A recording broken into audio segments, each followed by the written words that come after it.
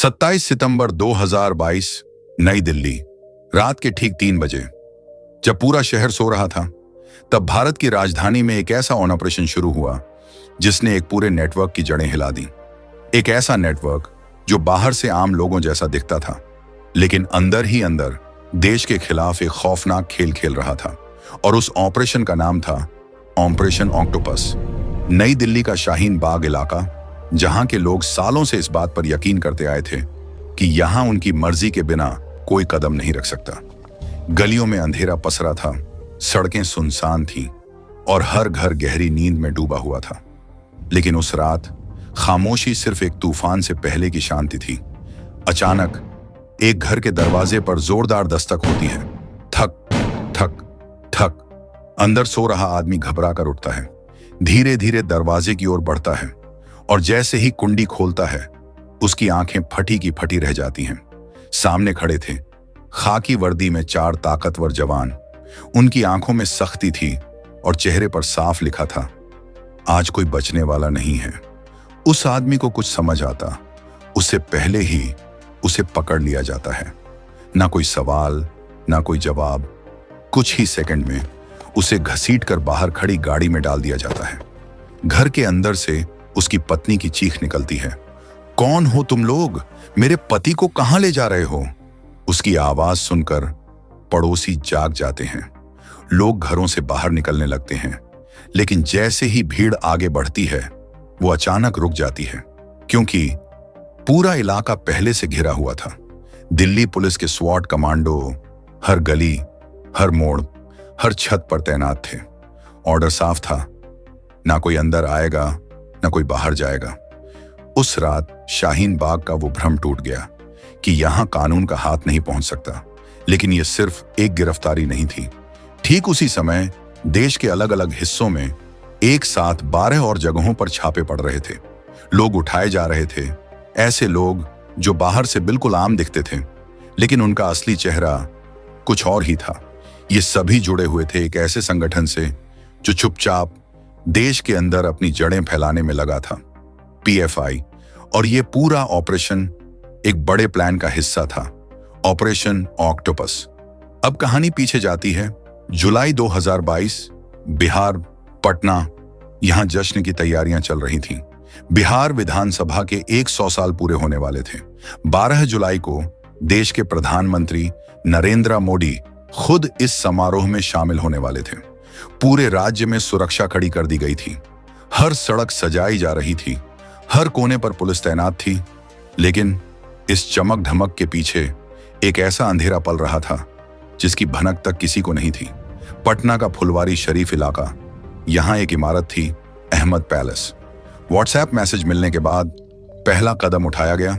0 FIR दर्ज हुई।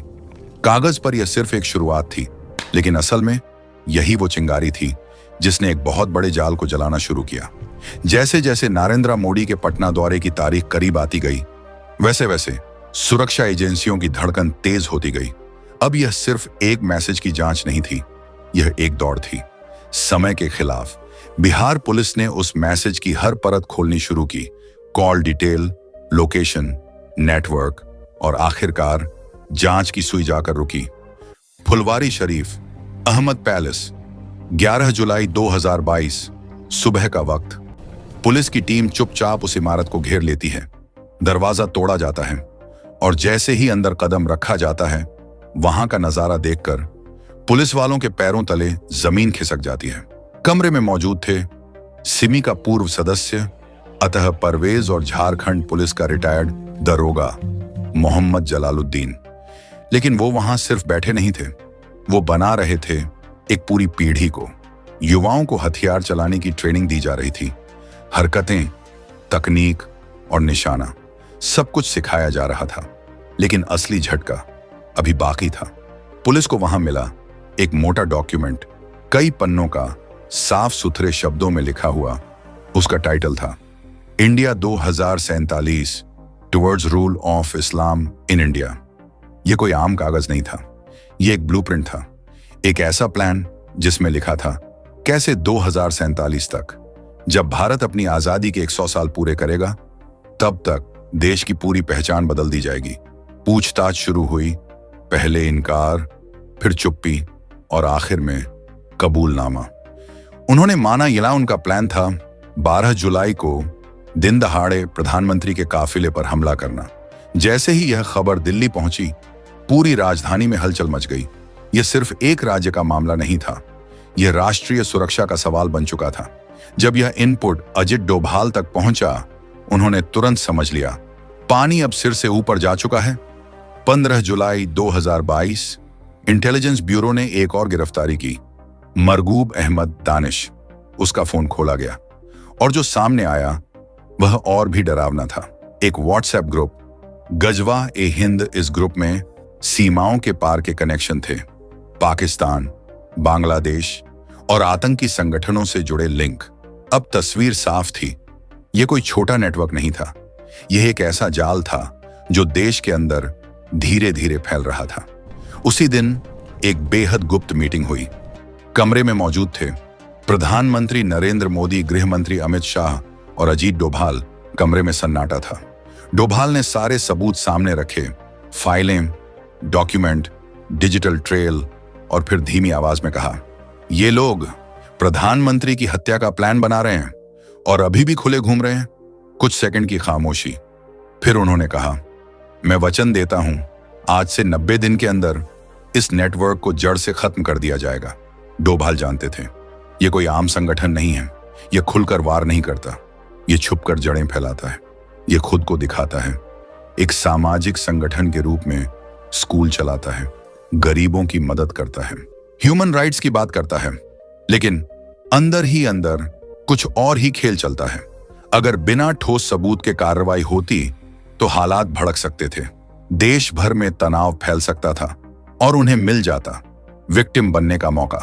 इसलिए सीधा हमला नहीं, बल्कि चुपचाप घेरना तय हुआ। हर कॉल ट्रैक हुई, हर फंडिंग की जांच हुई, हर लिंक जोड़ा गया और धीरे धीरे जाल कसता गया। असल में यह कहानी नई नहीं थी, इसकी जड़ें जुड़ी थीं सिमी से। 2001 में जब सिमी पर बैन लगा तो उसके नेताओं ने समझ लिया, खुलेआम काम नहीं चलेगा।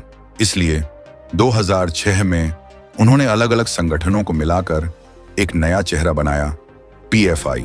उन्होंने दुनिया को दिखाया कि वे दलितों और पिछड़ों की आवाज हैं, लेकिन हकीकत कुछ और ही थी।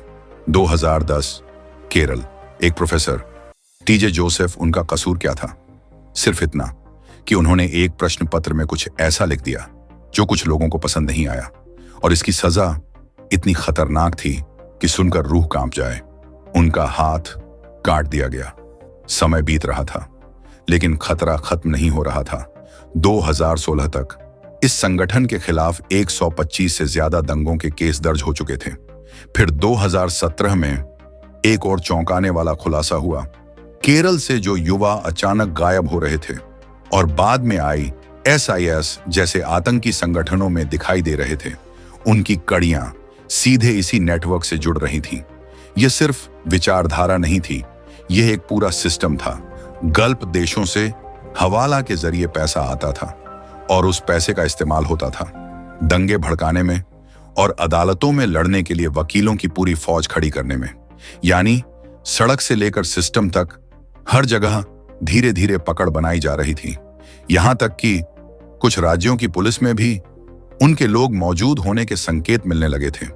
अब अजीत डोभाल समझ चुके थे, सीधी टक्कर खतरनाक हो सकती है। इसलिए उन्होंने पहले मनोवैज्ञानिक युद्ध छेड़ा। 30 जुलाई 2022 दिल्ली एक इंटरफेथ कॉन्फ्रेंस आयोजित की गई। यह कोई साधारण कार्यक्रम नहीं था, यह एक रणनीतिक चाल थी। देश भर के सूफी संत और बड़े मुस्लिम विद्वान वहां इकट्ठा हुए और फिर एक प्रस्ताव पास हुआ कि ऐसे कट्टरपंथी संगठन इस्लाम और देश दोनों के लिए खतरा है। संदेश साफ था, यह पूरी कम्युनिटी की आवाज नहीं है। डोभाल ने PFI को सामाजिक रूप से अलग थलग करना शुरू कर दिया था ताकि जब वार हो तो सड़कों पर कोई बवाल ना हो। अब शुरू हुआ सबसे खामोश लेकिन सबसे खतरनाक ऑपरेशन। इंटेलिजेंस ब्यूरो और रॉ को आदेश मिला, हर जानकारी चाहिए, छोटी से छोटी, बड़ी से बड़ी। कौन कहां जाता है, किससे मिलता है, क्या खाता है, उनके बैंक खातों में पैसा कहां से आता है, हर चीज रिकॉर्ड की जाने लगी।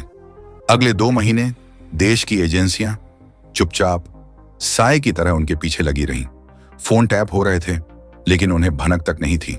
ड्राइवर, रसोइये, करीबी लोग, हर कोई नजर में था और धीरे धीरे एक एक कड़ी जुड़ती गई। अगस्त आते आते अजीत डोवाल के पास एक पूरा डोजियर था। हर फंडिंग, हर कनेक्शन, हर प्लान। अब कुछ भी छुपा नहीं था। अब वक्त था अंतिम वार की तैयारी का। देश भर से चुने गए ऐसे पुलिस अफसर जो निडर थे और जिनका रिकॉर्ड बिल्कुल साफ था, खास तौर पर उन राज्यों से जहां यह नेटवर्क सबसे ज्यादा मजबूत था। केरल, कर्नाटक, तमिलनाडु, महाराष्ट्र, उत्तर प्रदेश, इन सभी अफसरों को चुपचाप दिल्ली बुलाया गया। लेकिन किसी को नहीं बताया गया कि मिशन क्या है। 4 अगस्त 2022 गृह मंत्री अमित शाह कर्नाटक पहुंचे।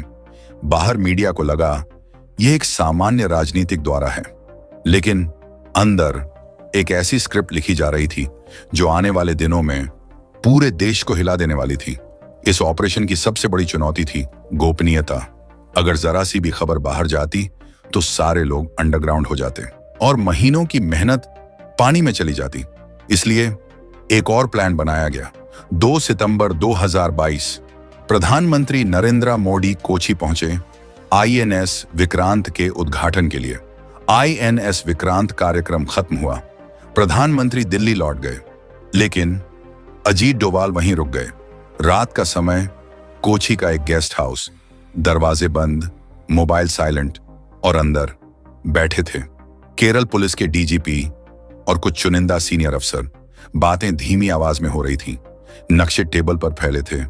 नाम, लोकेशन, टाइमिंग, सब कुछ फाइनल हो रहा था। अब सब तैयार था। टीमें तैयार थीं, लिस्ट तैयार थी, टाइमिंग तय हो चुकी थी। बस एक आदेश का इंतजार था। एक ऐसा आदेश जो आते ही पूरे देश में एक साथ सैकड़ों दरवाजे तोड़ देगा और खत्म कर देगा एक ऐसे नेटवर्क को जो सालों से अंधेरे में पल रहा था। मीडिया को लगा कि अजीत डोवाल बस एक रूटीन दौरे पर हैं, लेकिन हकीकत कुछ और ही थी।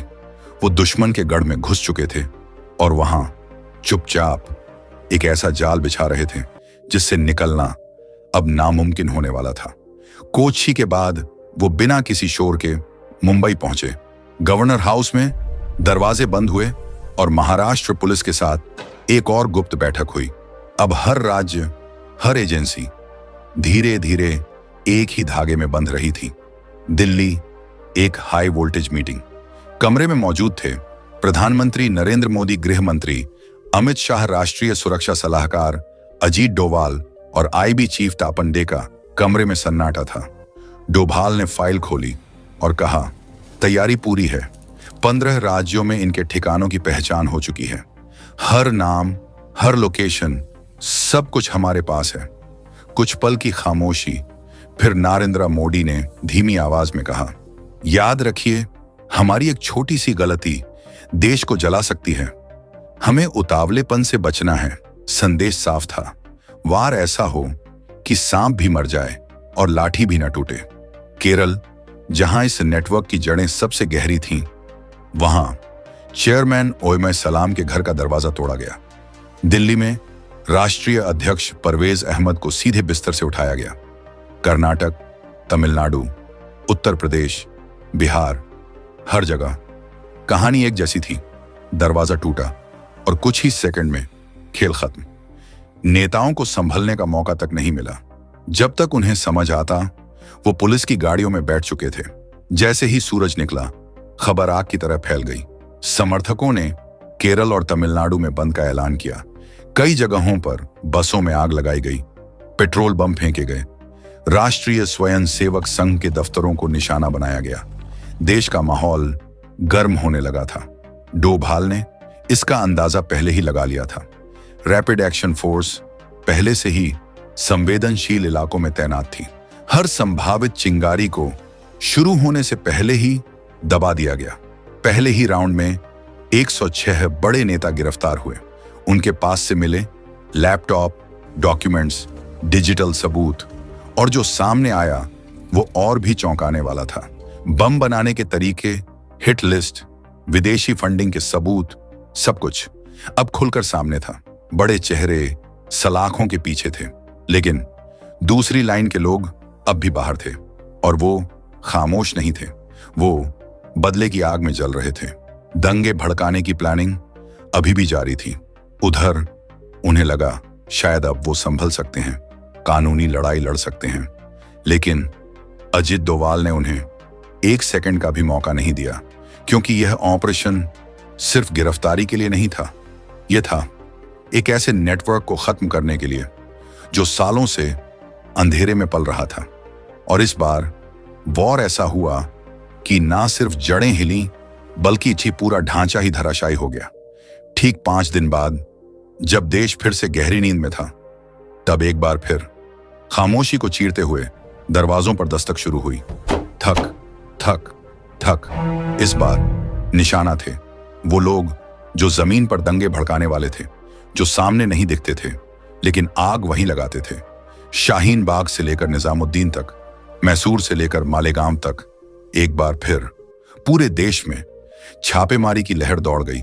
इस बार कमान थी राज्य पुलिस के हाथों में। 7 राज्यों में एक के बाद एक ताबड़तोड़ रेड। कोई तैयारी नहीं, कोई बचाव नहीं, बस दरवाजे टूटे और नेटवर्क बिखरता चला गया। इस दूसरे चरण में 170 से ज्यादा गिरफ्तारियां हुई। अब ना नेता बचे थे, ना फंडिंग, ना कोई प्लान बनाने वाला। वो नेटवर्क जो सालों से धीरे धीरे फैल रहा था, अब ताश के पत्तों की तरह बिखर चुका था। उन्हें समझ ही नहीं आया कि उनके साथ इतना बड़ा खेल इतनी खामोशी से कैसे हो गया। 27 सितंबर की रात खत्म हुई और 28 सितंबर की सुबह एक नया फैसला लेकर आई। भारत सरकार के गृह मंत्रालय ने एक नोटिफिकेशन जारी किया और उसमें साफ लिखा था, पॉपुलर फ्रंट ऑफ इंडिया और उसके 8 सहयोगी संगठनों को यूएपीए के तहत 5 साल के लिए बैन किया जाता है। यह सिर्फ एक बैन नहीं था, यह था पूरे ढांचे का अंत। सरकार ने उनके छात्र संगठन, महिला विंग और सभी शाखाओं को एक साथ खत्म कर दिया। बैन लगते ही ऑफिस सील कर दिए गए, बैंक खाते फ्रीज, वेबसाइट ब्लॉक, हर रास्ता, हर दरवाजा बंद। कुछ नेताओं ने गिरफ्तारी से पहले संगठन को खुद ही भंग करने का ऐलान किया, लेकिन अब बहुत देर हो चुकी थी।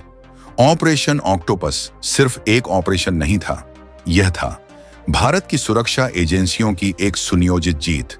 यह था अजीत डोवाल की रणनीति और नरेंद्र मोदी की राजनीतिक इच्छा शक्ति का परिणाम। जिस संगठन ने 2047 तक भारत को बदलने का सपना देखा था, उसका अस्तित्व 2022 में ही खत्म हो गया। अजीत डोवाल ने कहा था 90 दिनों में सब खत्म कर देंगे, और उन्होंने किया भी वही। बिना गोली, बिना खून, बिना शोर एक पूरा नेटवर्क जड़ से उखाड़ दिया गया। जय हिंद।